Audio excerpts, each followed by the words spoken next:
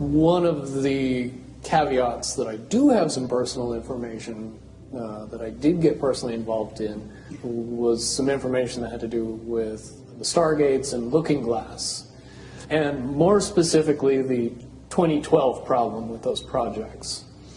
The popular opinion of what's out there right now is that the project was shut down because there was a problem when we approached 2012. I've heard it described a number of ways, but to my knowledge, the problem is that the timelines converge on that point in time. And when you know enough about the Stargate projects and the Looking Glass project to know how string theory works and how the possibility of possibilities works and how making one choice over here doesn't necessarily mean that the other choice couldn't exist at the same time. But once you get your brain wrapped around this subject, you find out that at the end of 2012, in an easy way to put it, the choices that we make become less and less consequential to the future. And eventually we're pushed into this bottleneck of time, no matter which choice we make.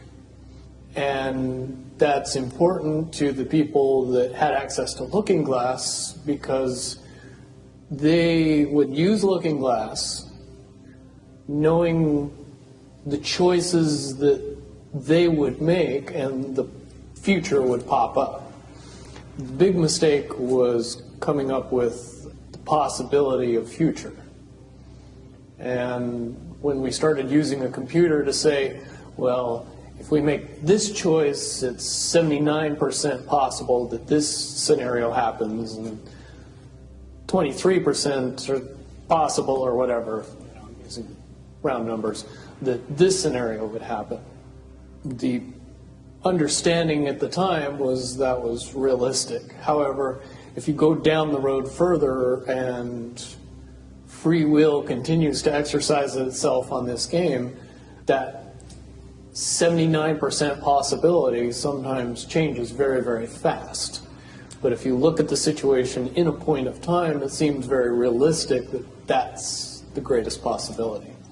What happened was people, very smart people, began to figure out that something big was coming up.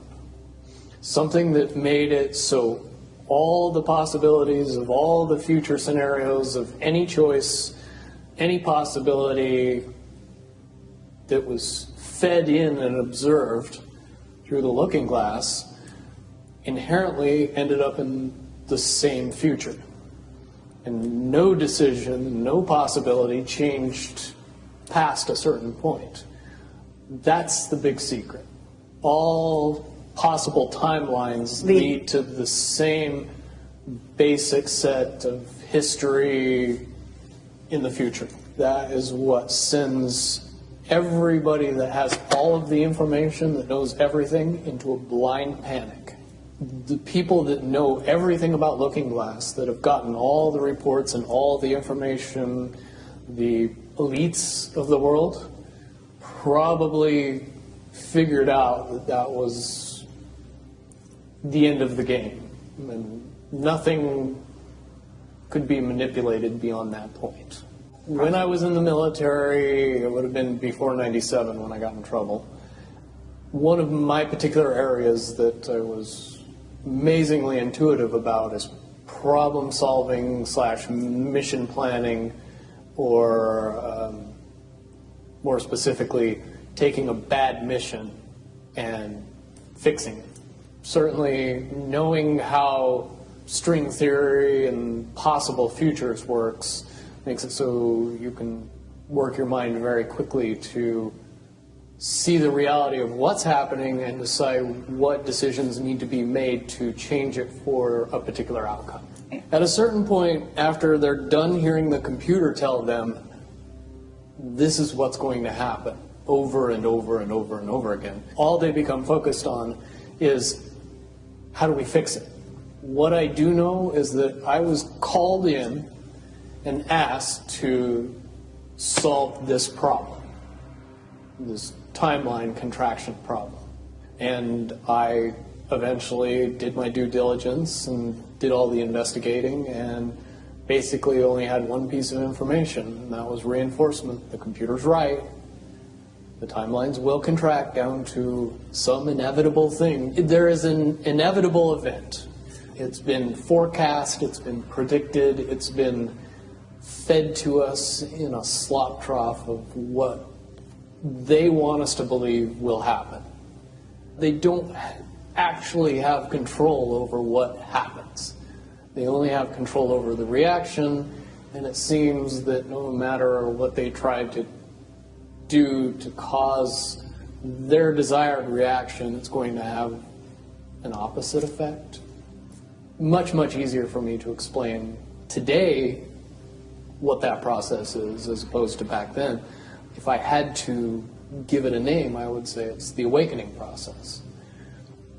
It's an evolution of consciousness that cannot, will not, and no matter what decisions or possibilities are injected into the equation, eventually it all resolves down to us all learning the truth and becoming aware of this massive dam of lies that has been built that keep us from knowing massive volume of information that we should otherwise possess. Essentially what happened with Looking Glass, not only did they not want people to use it anymore because they knew it was just going to burp out the same thing, but at the same time they didn't want anybody else to know what it was saying, I'm sure. Because that information was of a monumental concern when I was in the military about how to prevent this inevitability. Now, at first I thought it was end of the world. Now I see end of the world as end of their world. The biggest cherry on top of all this conversation would be a synopsis to say that if I could convince everybody out there that for all intents and purposes, what we believe to be true eventually becomes true. If somebody convinces us that a major disaster is going to happen in the very near future, a major disaster happens in the very near future. If we don't buy into that fear and accept that there's really nothing that we know is going to happen, and accept of whatever happens, that makes the convergence of the timelines happen as naturally as possible.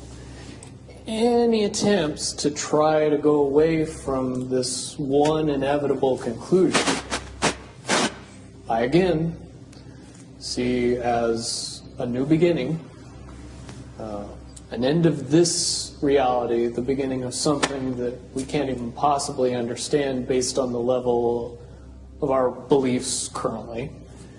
But when all that information comes flooding out, there's going to be no denying what's true and what's a lie or what's illusion. Basically what we're experiencing right now is two master chess players sitting at the board. And one of them looks down at the board and sees that he's in checkmate in 7 moves. And he looks across at his opponent and he knows that his opponent sees it too. So there's no getting out of it. So at this point, the loser can only prolong the game. Both players know the game is over. It's only a matter of time before he does this, and then you're forced to do this, and then he's forced to do this, and eventually checkmate. We, as a race, if we could understand that the game is over, that based on the rules of the game, the bad guys have already lost, the good guys have already won.